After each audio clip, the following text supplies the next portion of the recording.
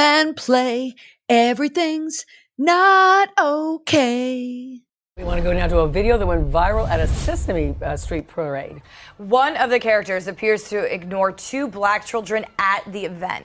Local 10's Gio Signaris is in the newsroom with the apology and new changes for the staff. Janice, Chrissy, quick and fierce reaction, not just from the mother of those children, but from activists and others across the country. Now the theme park vowing to try and make sure something like this doesn't happen again.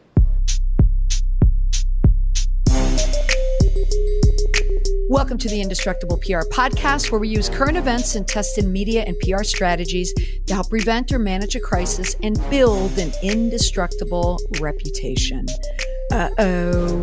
Someone did something, and then someone filmed it, and then someone shared it, and now it's viral. The trust is gone, and so is your credibility due to the incident happening on video. This week, how to reclaim control of your reputation with an effective media response. Rosita's reputation has been ruined, along with Sesame Place in Philadelphia and Sesame Street. What happened? What went wrong? And what can we learn moving forward? In a Philadelphia area theme park based on the popular children's television show, one that started at the same time I started, Sesame Street. It came under fire after a mother shared a video of one of the performers dressed like a beloved character appeared to dismiss her daughter and her niece. Made worse, they were black. And that incident went viral. The video in question that you all saw showed the performer dressed as Rosita apparently gesturing a no with a waving of the hands to the two girls. If that weren't bad enough, it came just after the character was high-fiving and happily interacting with several other guests. So on the podcast this week, let's discuss what happened and the response. Why the response didn't work and why they needed a second response to clean it up, and a framework for writing an ideal response. If you didn't see the video, you can see the clip in the show notes, but it's sad, for any parent or for anyone who cares for kids or a caregiver of kid, well, really anyone who has a heart, seeing two young kids excited to see a character in a parade and to watch a character ignore kids and then the immediate look on their faces when they were dismissed. It's heartbreaking, but it also makes for perfect video to go viral to prove a point. And that video sums up really my passion project in PR. How's that for alliteration? Is dissecting what happens when a video like this goes viral and why that response to a digital crisis needs to be precision-like in satisfying the needs of stakeholders, all of them, starting first with the person, in this case, who is a victim. First, I want to read the response, what happened, where it was posted, just like the timeline of the events, like the golden hour of this crisis, what went well, what did not go so well, and what you as a listener can learn if you're ever dealing with this incident in your organization, if you have your viral moment. And then some of the little clues and signs that I noticed for why I think this was such a bad response. Okay, so first, let's talk about the initial response. We had the video come out. We've all seen it. And if you haven't, like I said, the link is in my show notes, but also just Google Sesame Place, Google Sesame Street, Google Rosita. Poor Rosita. Let's talk about the first reputation that has been harmed, that of the character Rosita from Sesame Street. If you Google Rosita and Sesame Street, all you see now are stories about the Rosita character, some adjacent Rosita, dissing these two girls. So now Sesame Street has a problem on their hands. Now, Sesame Street had nothing to do with this crisis other than licensing the name Sesame Street to a company that has created Sesame Place. So let's start with Sesame Place. Let's just get a little background there. I already stated how much I disliked Sesame Place. Now, it could have been because of the time that I was going with my kids. They were very, very young, and I wanted to love it. I'm a huge Sesame Street fan. My two favorites, I am a Grover person, diehard Grover fan, also Kermit the Frog. And I was young, I wanted to be a reporter, and Kermit Frog. Hi, ho, Kermit the Frog here, reporting.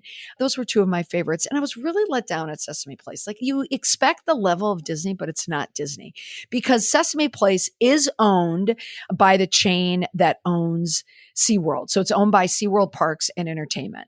So we're not talking Disney level. We're talking SeaWorld, Discovery Cove, Busch Gardens, Water Country. So that's the level of park that we're getting there. So we're just going to get a different response.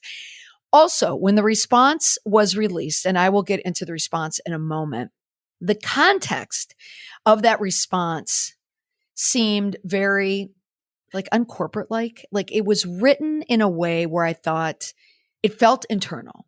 Okay. Like, they didn't bring in a crisis person. They didn't bring in a PR firm, or they didn't have a PR firm on hand. It felt like someone internally wrote the statement. And when I went to LinkedIn to see if I could figure out the person behind the statement, I saw a couple names. I'm not going to say their names, but two people, a park president and a park president and general manager, both were of the age where they were older, which would explain one of the things I saw in the statement. One person had been there for 42 years. That's a lot of experience. But it could be an indicator that this person, if they were involved in this incident, that their response acumen may not have been one from 2022, maybe more from 2002, perhaps. It was not a response that you would see out of a high-level PR crisis firm. And then another person had been there since 2017, but noting both of them were probably the park president GM may have been Gen X baby boomer, and the other one was definitely a baby boomer. Okay. And here's why this matters, because even when you looked at their LinkedIn of both of these people, there wasn't a profile photo attached to either one. I don't want to say that there was antiquated thinking there, and I also don't want to directly blame them, because again, we don't know who wrote what or who did what behind the scenes at Sesame Place. We're just going through clues. But one of the clues that I see in writing that helps me decide or uncover who wrote a statement is I look for the writing.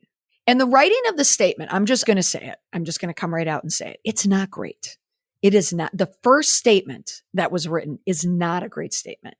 I don't want to be the grammar police on this one, but if there's ever a time to get your writing right, this is the time. When you've gone viral, when national news, international news, they're calling you directly, you have to do it right the first time.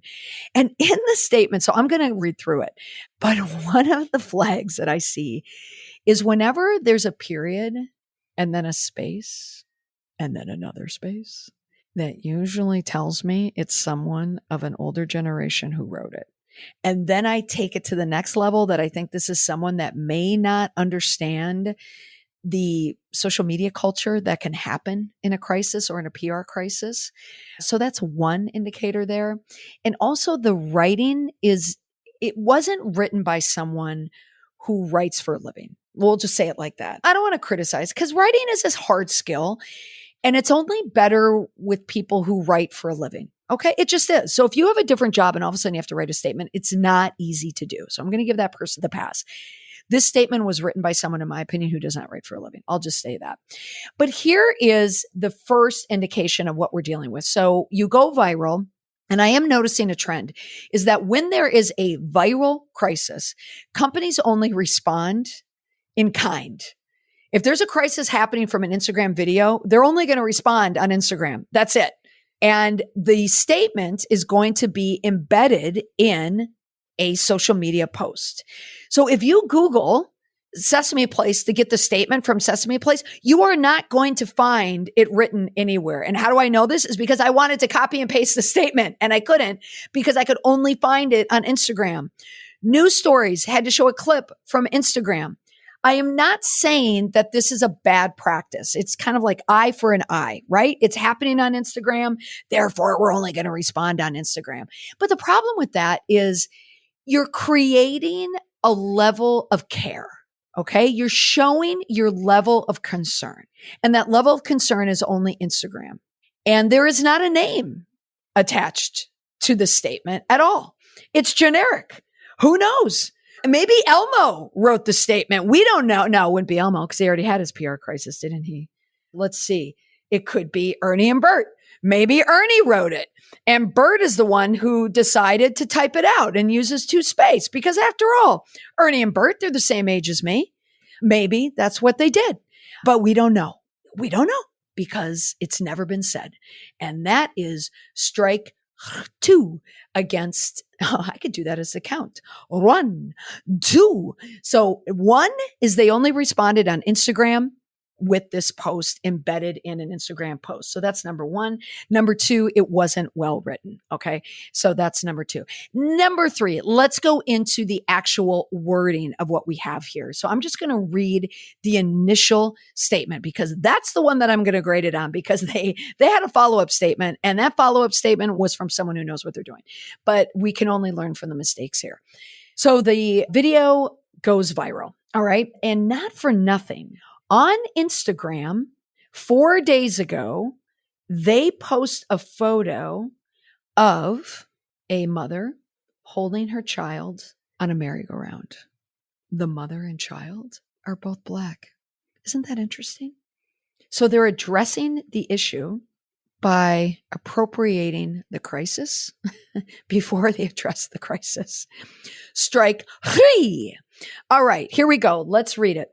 Our brand, our park, and our employees stand for inclusivity and equality in all forms. You'll note the word "and" is used a lot in the statement.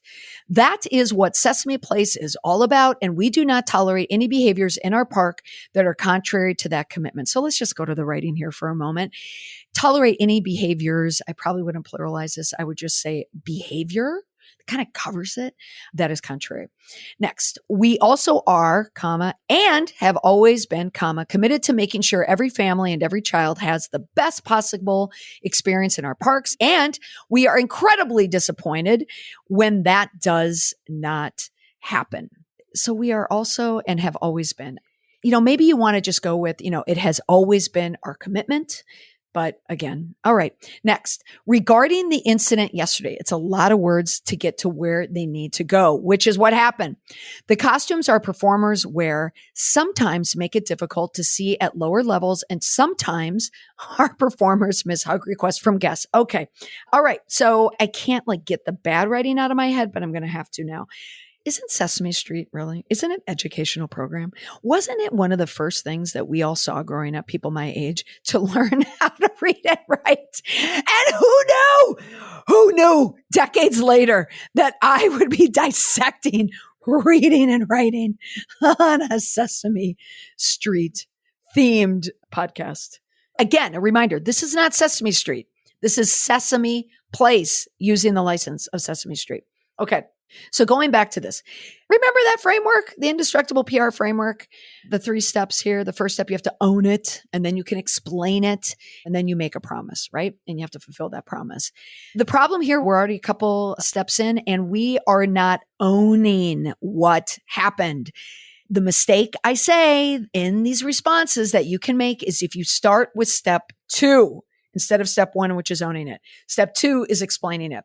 So here they are explaining what happened. That the reason why, I'm not going to say Rosita, she didn't deserve this. The person in the Rosita costume, why they overlooked these 2 girls is because sometimes, when you wear a costume to interact with kids who are shorter than you, sometimes you don't see them. What? Okay.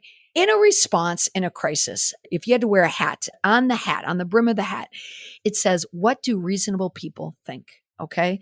I'm picturing Kermit the Frog now when he's the reporter, he's the press, he had the press on his hat. Just always think, what would a reasonable person think? What would a reasonable person believe? No reasonable person is going to believe that Rosita can't see kids. No reasonable person is going to believe that a costume designed to interact with kids who are not tall and you can't see them. Totally unreasonable. Now, what is reasonable is, yes, there could be blind spots in a costume. Sure. But there is going to be a line of sight where you're going to look down to see kids. And this Rosita character was slapping the hands and saying hello to everyone and then very abruptly stopped. Okay.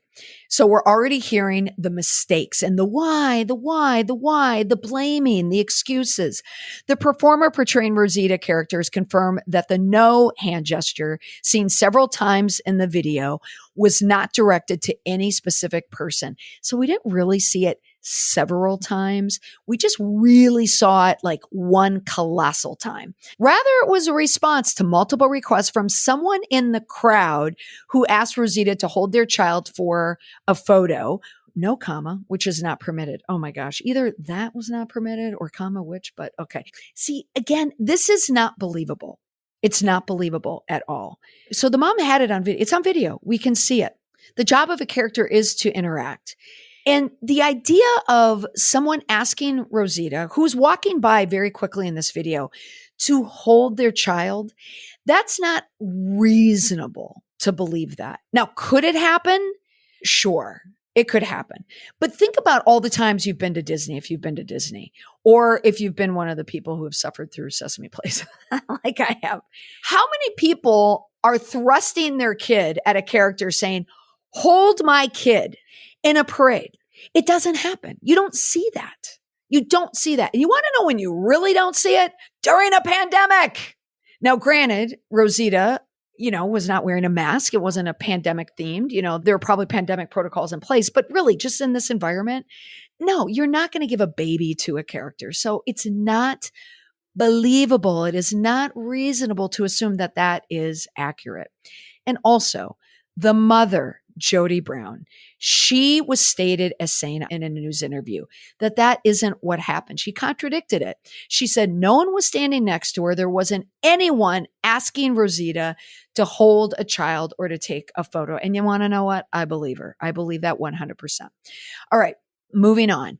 The Rosita performer did not intentionally ignore the girls and is devastated about the misunderstanding. I could partially believe the second half of that statement. We spoke to the family and extended our apologies and invited them back for a special meet and greet opportunity with our characters. You want to know what I would say to that? Hell no. I got to come back to this place. If it happened to me, you could not pay me to go back to Sesame Place for one. But why would you want to go back to that? No way. We apologize to these guests for not delivering the experience that they expected, and we commit to do our best to earn theirs and all guests visit. And oh gosh, the writing. Okay, I'm just going to stop right there. All right. So that statement, that was just a bad statement. Do you know why it's a bad statement as I read it? Now, granted, I cut it up and shoot it up, but you could just tell that's not a good statement. You add in there the writing, just not good writing, and delivered in a way that missed a very important element of a response. Okay. And that is the element of care, because the real crisis are these two girls that were completely dismissed, and they thought that a simple meet and greet was going to fix it. And that wasn't the entire problem. It wasn't just that Rosita walked by and dismissed these girls. It's that Rosita walked by two Black girls who the character of Rosita dismissed. So what was missing? Any mention. Where is the learning in diversity? Where is the lessons learned in inclusivity? Where is admitting that Sesame Place fell down in their commitment to recognizing all guests? They fell down. It wasn't in there. They tried to get away with a simple meet and greet. All right. So here in my work, this is where it all comes back to what I do. The victim. There were multiple victims in this crisis. Not just the girl and not just the girl's cousin. Okay, those were the first two victims. The third victim, say it, the mother.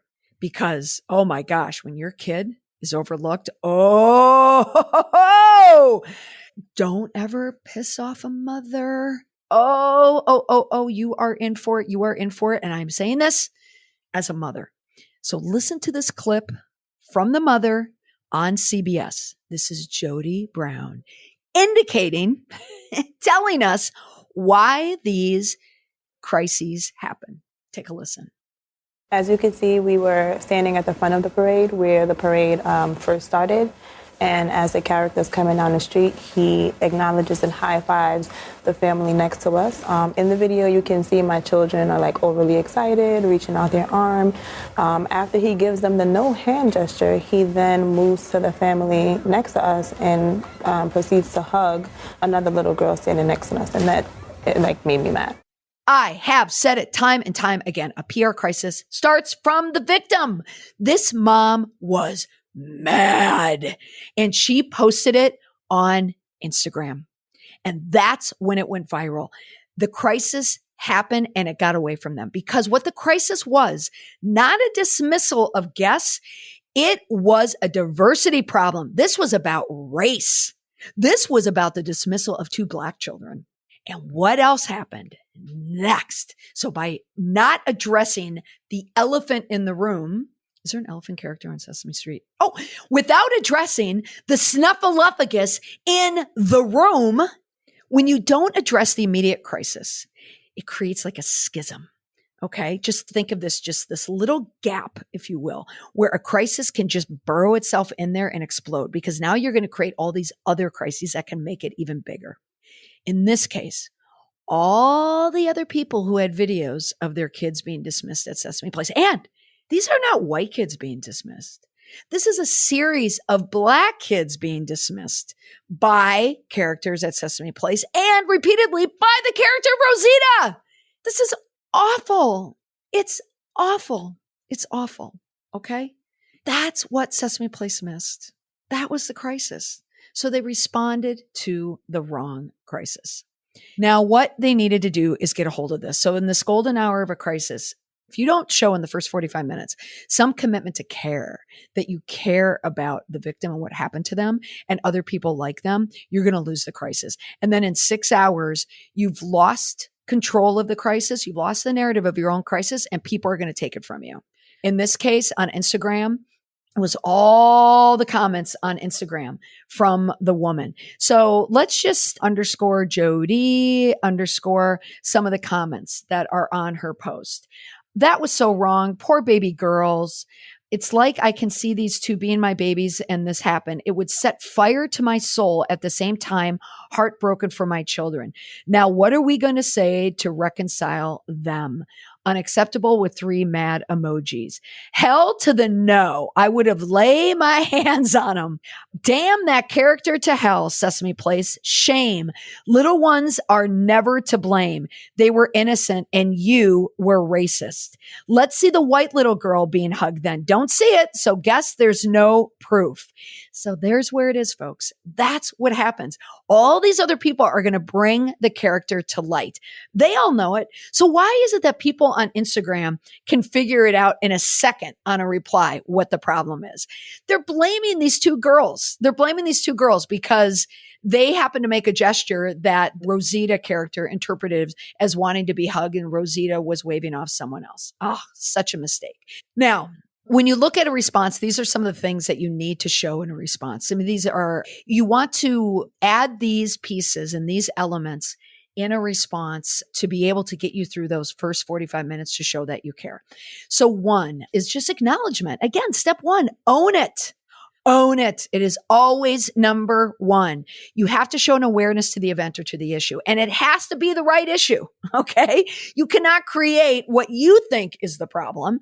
It has to be the problem that everybody else thinks is a problem, particularly the victim. No euphemisms, no blame. Okay. What you're trying to do is regain the trust of people from what happened. 2, you have to show you care. You have to show empathy. You have to show in this statement, if I wrote this statement, it would be about these 2 little girls. And anyone, no guest should be dismissed by a character. No one. 3, You have to show your values. You want to describe what the values are. They did it in the first statement. They were talking about the expectation of what people can expect, when they go to Sesame Place, that they do stand for inclusivity and equality in all forms. However, the video shows that they don't. That was a problem. All right. Next is the approach. What are you going to do to handle the response? Okay. What is the promise that you're going to make? What are you committed to do? We need to talk about policy. We need to talk about procedures. We need to talk about why this never would happen again. The statement needed to show care and concern right off the bat by acknowledging exactly what happened. And then it has to be a commitment that we are going to train all of our characters. We are going to do serious diversity and inclusion and equity training. So this never happens again. They got it wrong. But then clearly they must have hired someone who came in and rewrote another statement. And the Molly Eagle Eye noticed something. This was written by a different person. We don't know who. So it could be from someone from the SeaWorld corporate, or they could have brought in a crisis firm, frankly, at this point. But we know it was someone else because there's one space after the period. Here's the statement. We sincerely apologize to the family for their experience in our park on Saturday. Oh my gosh, Colin, we know that it's not okay. Now, I didn't say this is a great statement. It's just saying that it's better. We are taking actions to do better. We are committed to making this right. We will conduct training for our employees so they better understand, recognize, and deliver, no Oxford comma there, an inclusive, equitable, no Oxford comma, and entertaining experience to our guests. For over 40 years, Sesame Place has worked to uphold the values of respect, inclusion, and belonging. Okay, I'm going to go back. This isn't like really well written, but it's just a different person. We are committed to doing a better job making children and families feel special, seen, and included when they come to our parks. Yeah, here I thought this was going to be better. Yeah, it's not. One of the reasons why it is, though, is so let's bring it through the effective response. So one, we ask for the acknowledgement. Now, in fairness, because this is the follow-up statement, they don't need to reiterate exactly what happened, but they start with an acknowledgement. We sincerely apologize to the family for the experience in our park. It's kind of like the unsaid. So this is okay. I had just discussed in a TikTok, I had talked about, apologizing, and then also in the previous podcast about why sorry isn't the same as apologize, that in a statement, you want to use the word apologize because it does have more oomph to it. Sorry is just too diminished nowadays. It's been diluted in phrases and titles and I'm sorry, sarcasm, and it just doesn't work anymore. So when you're writing a formal statement, we want to use the word apologize. Are they showing empathy? Yes. I kind of like that they say, and it's not okay. They're kind of speaking at almost like a basic Sesame Street level, which I'm kind of okay with this right now. If I think about it like that, it has to be plain spoken. Do they show the values? I mean, yes, they're talking about the values of respect, inclusion, belonging. And now are they going to describe the ways that they're going to handle doing this? Yes, we will conduct training for our employees so they better understand, recognize, and deliver an exclusive, equitable, and entertaining experience to our guests. So yes, there they did it. But this should have been the first statement, not the follow-up. Because if you're doing a follow-up statement, that means you've lost the crisis. Now, in every podcast, I include an indestructible PR tip that will help build an indestructible reputation. If you are dealing with a viral crisis where you have a stakeholder who is very activist minded, doesn't mean that they need to be a part of an activist group for an activist cause, just activist minded, meaning that there was an injustice that they want everyone to see and they want you to fix it. The indestructible tip is never dismiss the victim, ever, especially if that victim is already on Instagram and they are already viral. If you've gone viral, you have already lost. If you want to listen for more tips on how to build an indestructible reputation, you can now listen to my book, Indestructible, Reclaim Control and Respond with Confidence in a Media Crisis. It's now on Audible, and I know you all have free credits, so why not download it and give it a listen? That's all for this week on the podcast, Rosita. Thank you for helping me this week on the podcast. It's time to reclaim your reputation.